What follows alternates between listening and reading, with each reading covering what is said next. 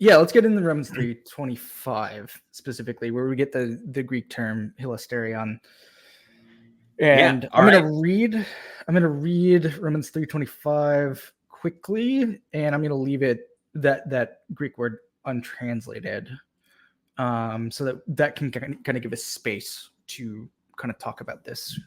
So it goes like this: so it's talking about Jesus, whom God set forth as a hilasterion by means of trust in his blood, as a demonstration and thixin of his righteousness through the dismissal of previous sins.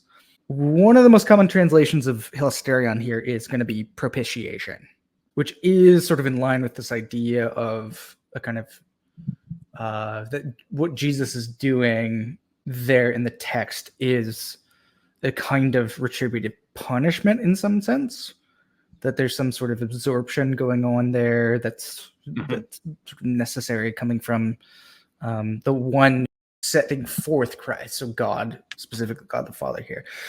So propitiation tends to be activated there, and that will ultimately, for people who are substitutionary thinkers or specifically penal substitutionary thinkers, this is kind of a key text for them, because they're really banking on hilasterion meaning propitiation here. Well, so others, again, this is another place where I'm just building on a few others and trying to connect some dots here. First off, hilasterion. So Greek, the endings tell us important information. The terion is not. It doesn't denote like verbal ideas, actions. It's a play, like it's a thing. It's a play. But it's not like a wrath averting sacrifice. I was trying to find this. That's how Douglas moved in this commentary. So this is a wrath averting sacrifice. Well, it's not a sacrifice, because hilasmos, it's a different word, and this is what's used in that. Yeah, that's right. So yeah. Paul, typo. I don't know who typos with extra letters. Anyway, it doesn't. But it is a no, and so okay, so it's not a sacrifice. It's just never that. No. It's not a sacrifice. It's not the word for the sacrifice. So no. Yep. Special pleading. Talk about special pleading. Basically, it could be the arc lid. Yeah. That's how it's used in the substitution. I addressed this in there, kind of leave some space for that little bit, but also then if it is that, like what it means, what it doesn't mean, I have to skip that for now. You can read the whole subsection there. What I think is going on is this is the most common meaning of this in other Greek literature, is what you can call either a votive gift or a conciliatory gift. Following Patrick Murray, he has a great book on Romans and a whole chapter on this section that I cite and all that and use. And then Adolf Deisman, like 100 years ago, going through inscriptions of in the use of hilasterion and saying like, oh, like, and it's not a sacrifice. It's these conciliatory gifts. It's an object. It's not an animal that's burned on the altar or things like that. And there's things that even in Luke, there's another word that you can use for it, is anathema. So the thing set up, and you're setting up. They say, oh, look at all these things set up in the temple in Luke. These votive gifts, these conciliatory gifts, and you put these like statues, objects, tripod type things in as gifts to the god, whatever you're doing to secure some sort of favor or whatever. So that's what the word means in Greek, is it's this conciliatory gift. And the one of the more like famous, once you learn about, like, if you think you don't know what these are, you actually do. And it's the Trojan horse. Trojan horse is called a hilasterion. Dia Chrysostom, and he actually thinks that the Homer's version is wrong, and that there was never like people hiding in there or whatever, and that it was truthful. Was this hilasterion, and we're like, that was the ceasefire, that was the peace, and so it's to Athena to say like, oh, sorry for coming to you and waging war. We're leaving now. Here's this beautiful horse. Take this as our conciliatory gift. Like, it's yours. So whichever version of the story, like there's soldiers in there or not, the point is that the story only works on either way. Chrysostom's like disagreeing with Homer or Homer's version, is that these are the sorts of things you give to make peace. between enemies, right? So the weird thing in Paul is that he's saying God did this. This isn't humanity to God. This is God offering humanity a conciliatory gift in Christ. And so there's some interesting background here with the Maccabean, fourth Maccabees. Some of them, they are called hilasterion, and it's because of their life has been translated into the heavenlies space to be before God as hilasteria in God's presence. That like this isn't like an outrageous thing about fourth Maccabees. And the thing where I differ with Daniel Bailey is he thinks that what's going on in fourth Maccabees isn't what Paul's doing with Jesus. And I think it is what Paul's doing, or it's very similar at least to what Paul's doing. And so for Bailey, the reason he says this probably isn't what Paul's doing is because he says it seems weird that God would like where's the evidence that God is giving this to humanity. I'm trying to find my own writing here in the book of where I address that claim, because I mean it's understandable, I guess, if you're thinking like, oh, this is weird, this is God offering humanity at enmity with him, a conciliatory gift. So again, it's not an atoning sacrifice. It's not. Nope. It's a gift. It's an object. It's a thing that stands in holy space. That's where you put these things. You put them in temples.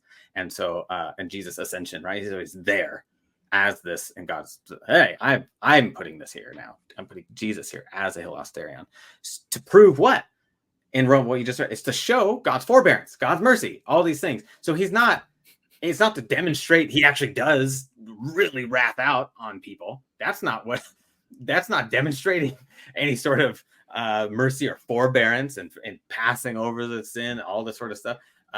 It's demonstrating clemency. And so you have Octavian, things that go in there, where this is used of his clemency of uniting after the brutal civil war between him and Antony. And he goes to the cities that were loyal to Mark Antony, and they have this grand clemency, Pax Romanus, all that. And it's, there's these, it's a celebration of clemency, of mercy, of forgiveness. And Octavian doesn't do this because he goes and like kills a bunch of people and says, okay, I'll just kill them instead of you all, be grateful. Like, I'm just killing these guys in your city and then not everyone else. No, it's a full clemency thing. And this is demonstrating Octavian's, virtues of mercy and reconciliation. And so Paul's taking, I think that's a very recent-ish, in their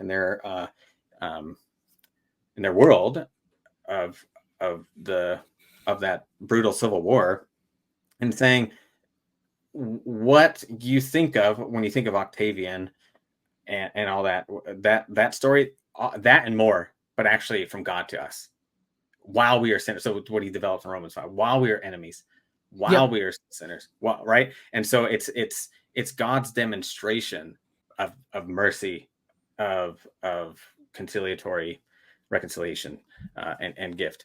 And so what Paul then later says also in Romans, right? This is what he thinks Jesus is experiencing in his violent death. That's why I think blood is functioning there, and all that's coming up in the question. Blood is not a sacrificial, like, too hasty, and I say this in the book again, I'll say it later, like blood is not a sacrificial. That doesn't go, oh, there's blood, sacrifice.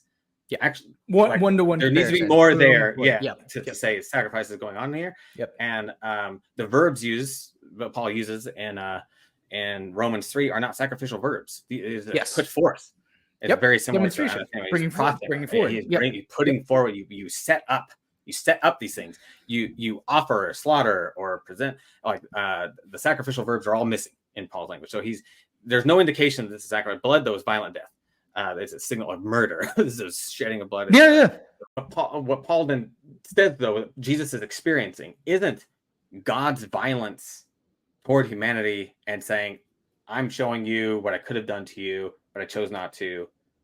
Look at how merciful I am. Paul quotes from Psalm 69 in Romans 15 and says, the reproaches and abuses of those who reproached you fell on me. He puts in Jesus' lips. So from Paul's point of view, right, Jesus is not suffering the violence of God toward humanity, but the violence of humanity toward God. And it's God enduring that and coming out the other side and still saying, I'm here for you. That is a conciliatory gift. I didn't come out from the grave and go wild or whatever. Like, Paul didn't say that, but I mean, like, if you can imagine a scenario in which, like, it's like, oh, that was the wrong move. God's now mad. The reproaches of those who reproach you fell on me. Oh, let's go exact vengeance. So I'm here for you. I'm in. God has set up Christ as the demonstration that there's nothing, as it'll say in Romans 8, that can separate you from God's love in Christ. There's nothing. So the fact that God didn't spare his own son isn't saying I chose to torture this dude and have him go through a violent execution instead of you. It's that God chose to not stop loving, to not stop moving toward and reconciling with us while we were sinners, ungodly, helpless, and enemies, knowing full well that the reproaches and abuses and violence of humanity toward God would fall on him as a human, as God, like all of it in there. And so that demonstration, like, it's fun. It's just totally opposite of the story of what you get in penal substitution. It's not, this is divine wrath that Jesus is experiencing instead of us. It's Jesus enduring the reproaches and abuses of humanity toward God. That's right. And staying with us, staying for us. That's what demonstrates God's love. That's what demonstrates God's mercy. That's what demonstrates his patience and forbearance and forgiving and justifying us and bringing us from a state of that wicked, ungodly brokenness to where we don't even know that we crucify, right? That if they had known, First Corinthians 2, they wouldn't have crucified the Lord of glory. So again, for Paul, what is the crucifixion? It's Jesus experiencing the violence of humans, the injustice of humanity, as worked out. It's sin and death reigning through humans, and God doesn't stop loving. It doesn't stop him from that. It's that not stopping that demonstrates God's love, that demonstrates God's mercy, all that. So, like, the story doesn't work if you're having it God's doing this to Jesus in any sort of way, even as a will. Oh, Jesus is just willingly doing it. Like, it's not like that. These guys aren't that mad at Jesus or whatever. Like, however people try to get around it, it's like that's still the wrong story. I don't care how you try to, what you say, or like nip and tuck this thing. You're just telling a different story. You're telling a different story at this point. I think we should, at least as a matter of description, even let's just tell the story Paul's telling. So this is why he says that, like, it's consistent. This use of hilasterion kind of in the conciliatory gift mode is consistent with what Paul says elsewhere in 2 Corinthians 5, right? God is at work in Christ, reconciling the world to not counting your trespass. Like, it's all the same story everywhere you look in Paul.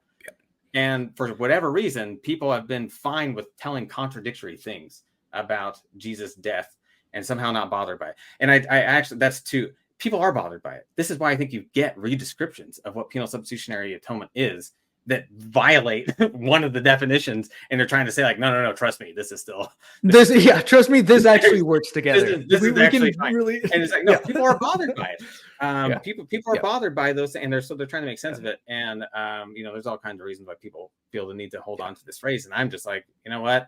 I'm free of those shackles, man, of being in institutions that make you, to handcuff you in this way. Let's just tell the truth. And the truth is that is a crappy way to tell the story. In fact, it's not just wrong, it's like antithetical to what Paul thinks Jesus was experiencing on a Roman cross. So, and none of that stuff is convincing when you really look at it at the exegetical level. And then what becomes even more difficult, I think, for people at the argumentative level, like, none of this even works. Once you eat, like, even apart from exegesis, like, once you say, oh, these things can actually work together, well, let's look at how these things operate, these different kind of systems. You can't just say, trust me, it works fine. No, how do they work together? And once you press into that more and more, it's like, oh, turns out they actually don't. Shout out to Trey Ferguson, who I'm sure you've love Trey. He's been on the channel. Like, he has a way of saying this, like, way better than I can, and pastorally, and also with, like, some good salty humor in there. So follow Twitter, get his book, Theologizing. Theologizing bigger. Bigger. I almost said better, and I knew that was wrong. Bigger. There's just, like, he just gets down to it, and so I'd also I kind of wish I wish the timing was slightly different, because in terms of my writing this, because he's helped me that, like, the way, and I just was like, man, I probably could have made this more clear. I'd go learn from him as well. I would wholeheartedly agree with that. And that is my own final question to you, but we have a couple of audience questions to kind of finish things off. And I want to thank my co-host on this channel, Ethan Bergen, for getting these from a Facebook group, who I'm not sure the name of the group. I'm assuming it's a Facebook Messenger group that has been sort of talking to each other, but all of them have been reading your book, Land of the Free. And so he was able to solicit a couple of questions from them for you. So I'm going to start off with the first one that we got. In your book, you indicate that the sacrificial kapare should only be read as applying to the sancta, because this is what the blood comes into physical contact with. However, you later state that, quote, a grain offering can be substituted for an animal purgation sacrifice, since blood can be substituted for an animal purgation sacrifice, since blood is less important than ownership, end quote.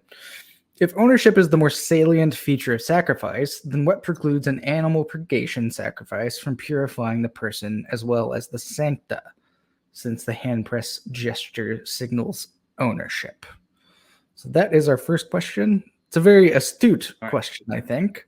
They're attending to good details there. I think, though, I love the student question. I say student because I primarily work with students, and as you say stuff, whether it's lecture, whatever, and then ask a question, you're like, okay, now I realize where there is either a gap in communicate or whatever. But so this is one of those instances where it's kind of connecting some things that I think shouldn't be connected.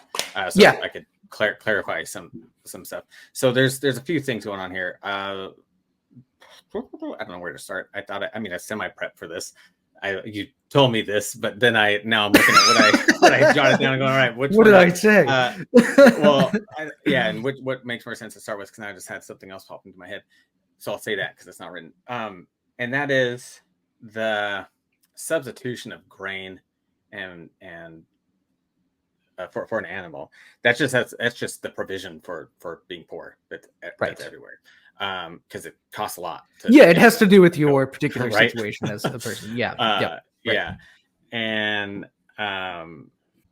the point about ownership, maybe we'll first say, I'll clarify what that's about, I think, and then so the point about ownership has no bearing on the relationship to what a kapare atoning sacrifice purchase. Mm-hmm. Ownership has doesn't, whatever you say about ownership, that won't impact. Does that make sense? But the question implies the connection. So there's no connection there.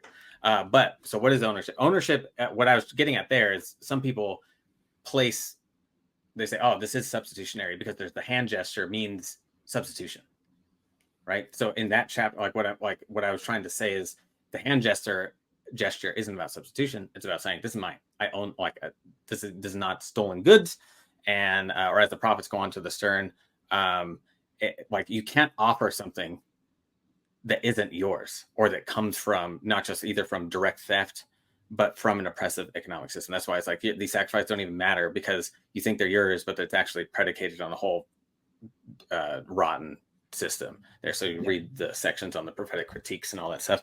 Hopefully that'll revisit those bits, and toward the end of chapter 4, hopefully that makes a bit more sense. So the ownership question, though, has no bearing on what's being purged or not, because also the hand gesture doesn't happen with some of the atoning ones, like the asham, the reparation offering. No asham there, and it does happen with the non-atoning ones. So the well-being sacrifices, there's a hand gesture there. You don't have a specific hand gesture when it's a small item, because you necessarily are holding it. So when you're taking you have a group of people lugging a freaking ox or whatever, a bull, for things, it's like, whose is this? What is this? Who's this applying toward? And so that's why you need this is mine. And all right, so ownership's about that. What it gets purged is has no relation. What I think, though, they're trying to maybe talk about is this contact idea, maybe.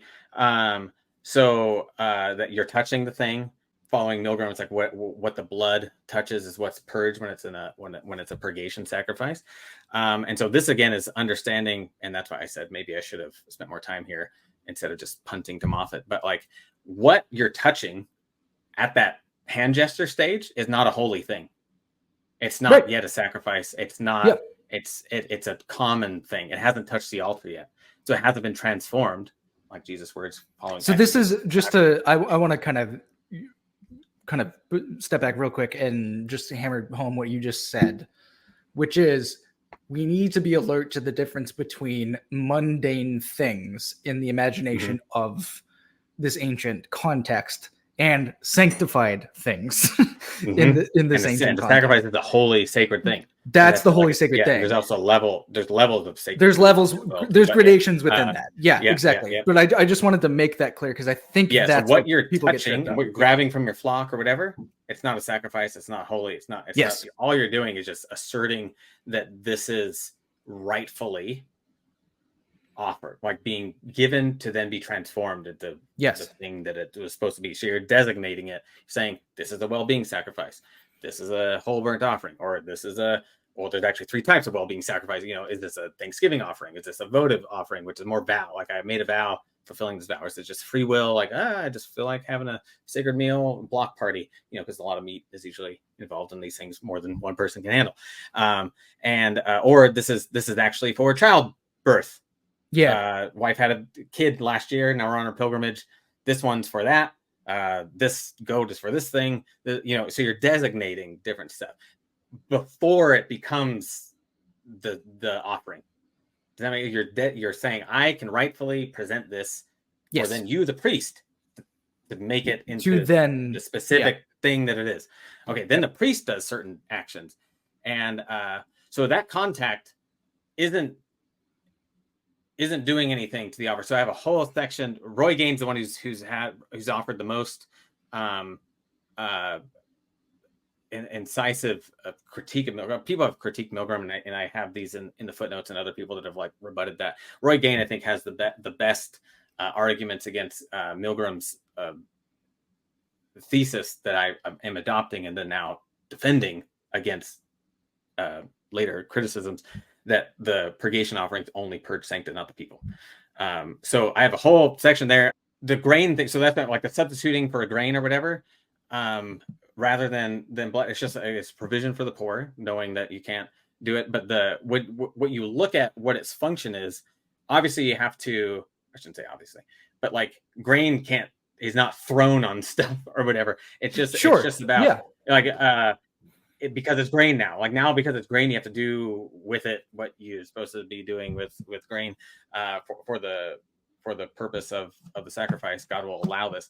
But so the substitution of which thing you're offering, with turtle, like animal, turtle doves, or maybe even grain, that doesn't affect the function of the sacrifice, because God's saying, I'm willing to accept this lesser thing that obviously cannot be applied in the same way as like the ideal. But what I was going to say about the obvious is the obvious, like discerning of what is the sacrifice doing. Well, you discern that from the ideal setup. What's the ideal setup? You're taking the blood of this animal and you're applying it in distinct ways. Depending on the sacrifice, there's distinct actions and verbs used and placements of the blood on different aspects of the thing. So even blood that goes on the outer altar, some is just on the base, some is on the side, some on the horns, and there's differences there that are very meaningful. And so I also highlight, like Josephus, when he's trying to explain this to his Roman audience, he's even talking about like you gotta like these things are different and they have different functions. So never is the purgation sacrifice blood after it's been sanctified by the altar, right? After it's become the sacred thing, it's never applied to the person. And on purpose. What's really illuminating is that it does get on people by accident. And when it does get on them, because it's been sanctified, it like paradoxically makes them impure because they're made holy. And they're treated accidentally. Even so when there's something about the priest. Yeah, the priest is already, and it's like when this happens, it's still doing its thing. It's still, because now it's become this purgation blood because of this ritual, and now it's been on the altar. Now when it subsequently gets on what it's not supposed to, it doesn't have no effect. It still has the effect, but it's wrong. It's a faux pas. So you gotta get rid of it. It has the basically the kind of opposite effect. In Opposite, some ways. ironic. Yeah. That's it's like an opposite. It contaminates it's just not supposed to happen. So I think that's really instructive. That like they don't. This thing is for those objects, not for the person. How it accounts to the person. And that's why I use the analogy in the book about like picking up public, dog poop when you're there. A lot of cities have like, fines for infractions. Yeah. Just like, let your dog dirty the common space. Well, here it's sacred space, right? And so you're contaminating it. As long as you fulfill your obligation to clean the place up from what you've made, then that what happens to you is you're released from that responsibility. You don't you're no longer, you did your thing. You provided the sacred restaurant butler host in God's restaurant house with the you egg their house or whatever, and you're like, oh, sorry, but the owner's like, I don't want you near my stuff, but here, just pay for cleaner, bring me the supply, and then we'll all do it. Like, get out of here. And that's that's also a silly analogy I just made up, because God's not like this angry person in Leviticus. He's eagerly wanting to commune with the people. Anyways. Right. It's just that we don't have access, right? Only the priests have access to what's dirty, so you can't get there. You can't actually do it. The most you can do is say, here's the stuff. Here's the stuff that purges this away. And this is mine. So that contact with the thing before is just saying, don't worry, I didn't go steal from Ronald Flock to do this. Like, this is Ronald McDonald's flock. Ronald McDonald's cows. Save them from being horrible hamburgers. So anyway, that's how I would respond to that. That they're right. That's great. Kind of I'm glad that they're trying to attend to the details of these things. It's just I think some of these connections, they're finding connections where there aren't none. Like this ownership thing and the touch. What you're touching, they're not touching the blood of an already sacrificed animal that has now become sanctified and become sacrifice. And if they did, then it would be a problem. It's even a problem for the priest. They are touching something that is not yet a sacred gift, has not been sanctified by the altar yet. So they're only having contact with a thing, animal, bird, grain, when it's a purgation sacrifice that is eligible to be a purgation sacrifice, but it isn't yet. It has not become that yet. I hope that's satisfactory. That's clear. And I want to just highlight something you said, and that's something we were kind of going back and forth with before we move to our last question for our episode, is that even if the offering that we were just talking about, after while it's being sanctified and transformed, even if that accidentally gets on a person, it doesn't do what it should if this person is right about why could this actually why couldn't this as a contaminant it takes on the opposite function. So even if it were accidentally applied to somebody else, it takes on the opposite function, and then something else would have to happen at that point. It doesn't do what touch actually really matters. It doesn't do what it doesn't do what the sacred food. It doesn't do what we would expect it to do if there was a connection, right, between what's going on in terms of the purification or the transformation and sanctification of this offering would do if it could, sanctify a person as well. In that case, it does not. It's doing the opposite thing. They're very it's very important to maintain. When you bring home sacrificial meat, like for Passover or whatever, or a well-being, Thanksgiving free will thing, and you bring it home, you just got to eat it in a clean space. But then you got to be really careful about touch, how you do it, because it's now a thing. And so same thing, so you can touch before, but anyway, it's more complicated than this. If you're setting aside your first fruits, it cannot, you can invalidate it if it contracts sources of impurity, because now it can no longer become what it was supposed to be. So touch really does matter, and that's why attending to when this thing is touched and how and when. So you have to be ritually pure, sure, to bring your the goat or the grain or whatever you're using for it, but you're trying to maintain its eligibility to become what you want it to become, but it hasn't yet been transformed into the purgation sacrifice, the hataf. Yeah. And like you said, once it is though, then again, touch is really important, and contact, and it doesn't then do it doesn't do what we would expect, so to speak, Expect if it to this do. was actually the way it worked. Yeah, exactly. At the end of chapter 1, you conclude that when Jesus suffering and death, qua death, are treated in New Testament writings, sacrificial metaphors are avoided. Seems like Romans 5:6-10 might be a counterexample where Jesus' death and Jesus' blood, as we were talking about before, are placed in parallel construction with each other. So you get this particularly in verses 9-10 as both having the same effects, i.e. rectification/reconciliation. Could you speak to this passage in light of your claim that the NT authors eschew sacrificial imagery, i.e. blood, when speaking of the death of Jesus, qua death? Perfect. I think I understand this. So hopefully I am, and I'm not. But I think it's based on a very specific and important misunderstanding that I'm then thankful for this question, so I could reemphasize. And knowing this was coming, I actually said something about this earlier, and that is blood. Right? What activates sacrificial imagery? Blood, isn't it? And that's the premise of this question, right? Yep. They're like, you claim that there's no sacrificial imagery when they're talking about Jesus' death as death, but they do the IE, right? That is blood. Right? That is blood. Namely, Okay. saying sacrificial imagery equals blood. When you see blood, sacrifice. Yep. And that's exactly wrong. There's no warrant for that.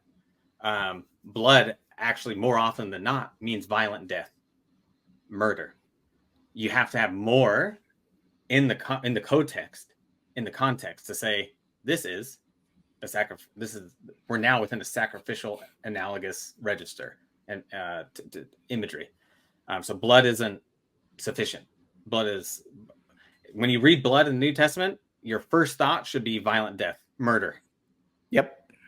And then read the passage and feel like if that's not sitting, that's not coherent, there's something else missing, then look for other clues. And that's what I'm trying to do with these case studies, right? So I actually do talk about this passage because this is the one Gathercole uses as one of the substitutionary bits. So this is in the, I think it's in the conclusion as I try to drill more down into the substitutionary issues, which now I just remembered I didn't say earlier. The resurrection, man. Are we the same?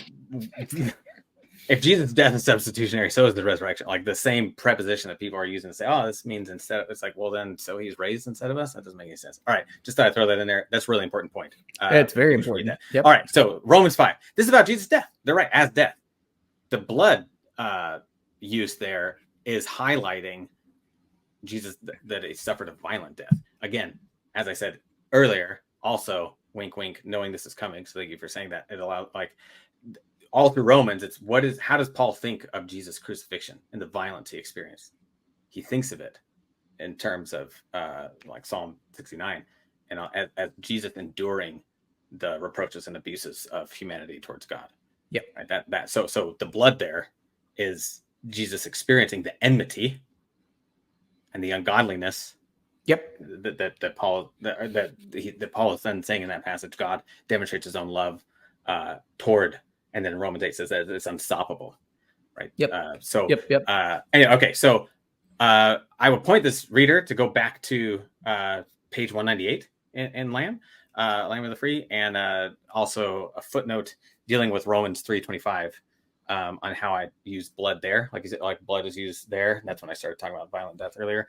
That's page 260 and note 52 there. Just to see a bit more, but basically. And then also in the Lord's Supper sections, blood there as violent death and murder.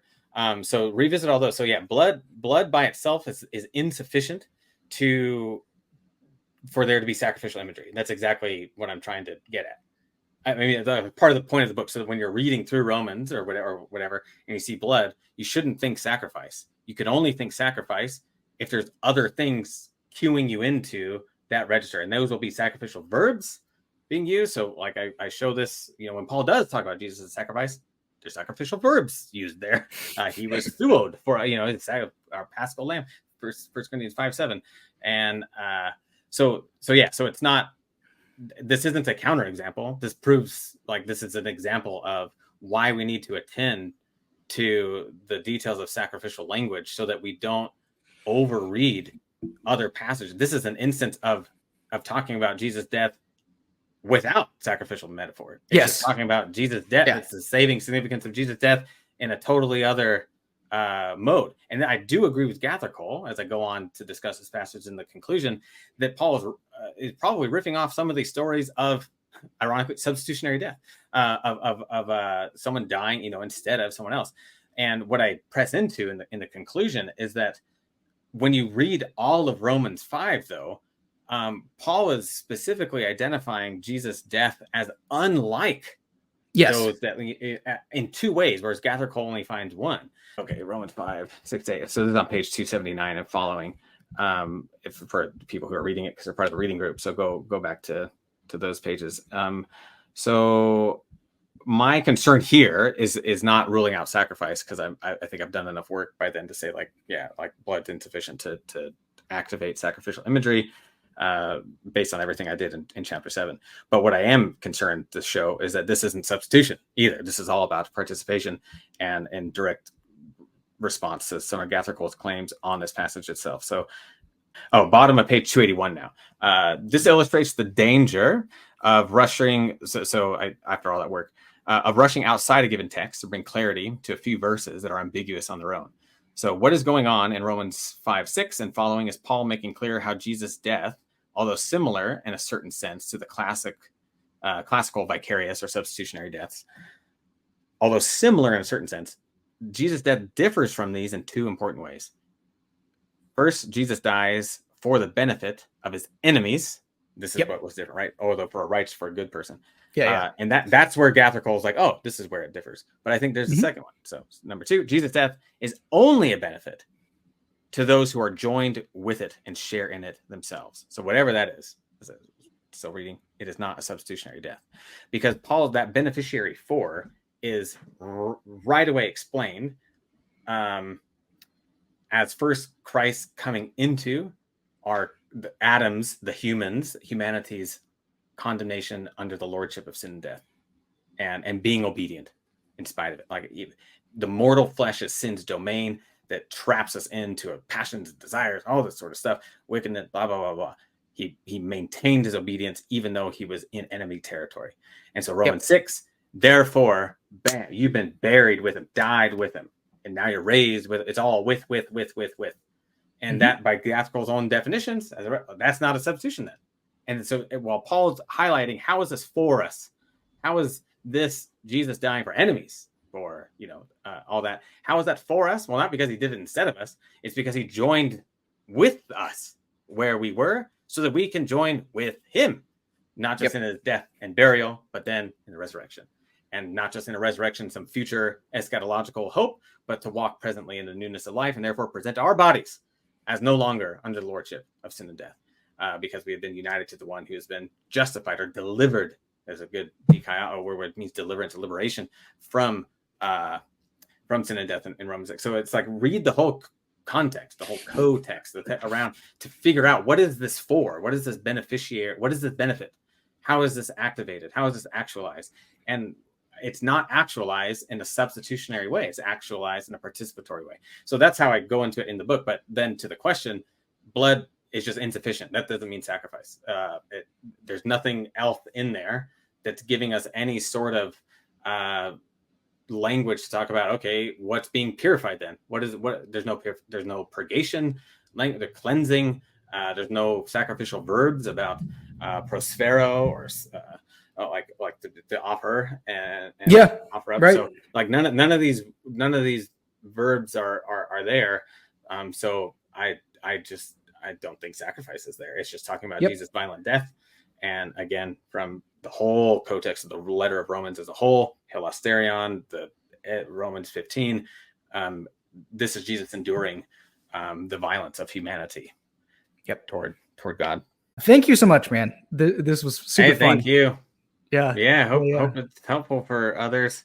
All right, man. Well, this has been Apocalypse here, and we'll see you next time.